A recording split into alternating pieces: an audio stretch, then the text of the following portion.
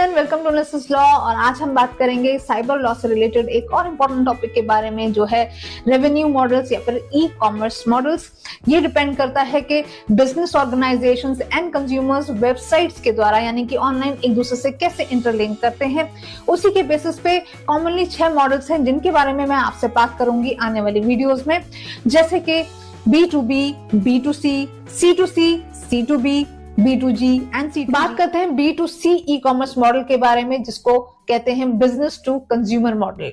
यानी कि यहाँ पे बिजनेस ऑर्गेनाइजेशंस अपने प्रोडक्ट्स को या सर्विसेज को डायरेक्टली कंज्यूमर्स को बेचती हैं बिना किसी थर्ड पार्टी इंटरवेंशन के। इसका मोस्ट कॉमन एग्जांपल है Amazon या फिर फ्लिपकार्ट। तो आप जब Amazon की वेबसाइट या फिर ऐप को यूज करते हैं तो एज अ कंज्यूमर आप उस वेबसाइट पर देखते हैं कि कुछ प्रोडक्ट्स या सर्विसेज लिस्टेड होती हैं। आप अपनी रिक्वायरमेंट के हिसाब से उन प्रोडक्ट्स को ऑर्डर करते हैं। उन ऑर्डर्स को देन बाद में उस बिजनेस ऑर्गेनाइजेशन के द्वारा प्रोसेस किया जाता है और प्रोसेसिंग के बाद में आपको वो प्रोडक्ट सप्लाई कर दिया जाता है on payment of that product. तो इस तरीके से ये पूरा प्रोसेस चलता है, जहां पे बिजनेस ऑर्गेनाइजेशन एंड कंज्यूमर के बीच में एक वेबसाइट डायरेक्टली एक लिंक बनती है और इसी को हम कहते हैं B2C ई कॉमर्स मॉडल। बात करते हैं C2C ई कॉमर्स मॉडल के बारे में, यानी कि कंज्यूमर टू कंज्यूमर। इस केस में एक कंज्यूमर अपने गुड्स एंड सर्विसेज को एक वेबसाइट के द्वारा दूसरे कंज्यूमर को बेचता है, यानी कि यहाँ पे बिजनेस ऑर्गेनाइजेशंस का कोई इन्वॉल्वमेंट नहीं होता है। यानी कि सेलर्स एंड बायर्स दोनों ही यहाँ पे कंज्यूमर्स होते हैं। जो बिगेस्ट डिसएडवांटेज होती है इस मॉडल की वो ये है कि पेमेंट की गारंटी नहीं होती है और क्वालिटी के साथ कई बार कॉम्प्रोमाइज भी करना पड़ जाता है।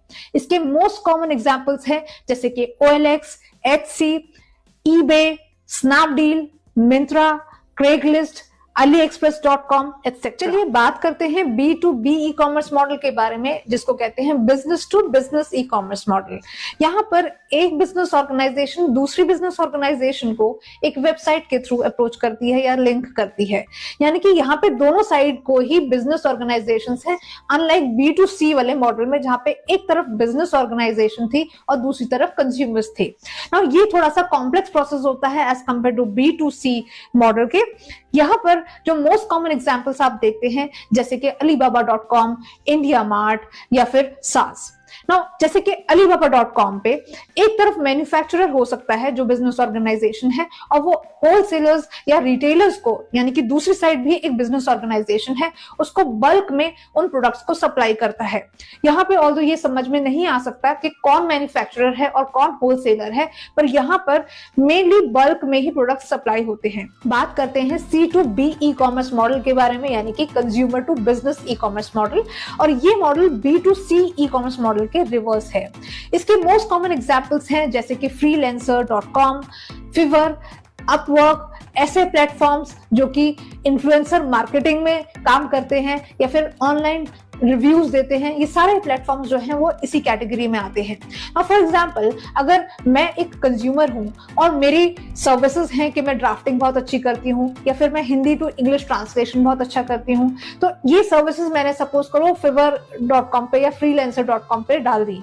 तो अब जिस लॉ फर्म को मेरी इन कैपेबिलिटीज की, इन सर्विसेज की जरूरत होगी, तो वो बिजनेस ऑर्गेनाइजेशन यानी कि वो जो लॉ फर्म है वो मुझे अप्रोच करेगी थ्रू दीज वेबसाइट्स और इस तरीके से मेरे और उस बिजनेस ऑर्गेनाइजेशन के बीच में लिंक बन जाए। बात करते हैं B2G ई कॉमर्स मॉडल यानी कि business to government e commerce model के बारे में, जहां पे बिजनेसेस या फिर कंपनीज डायरेक्टली अपने गुड्स एंड सर्विसेज की मार्केटिंग गवर्नमेंट सेक्टर को करती हैं।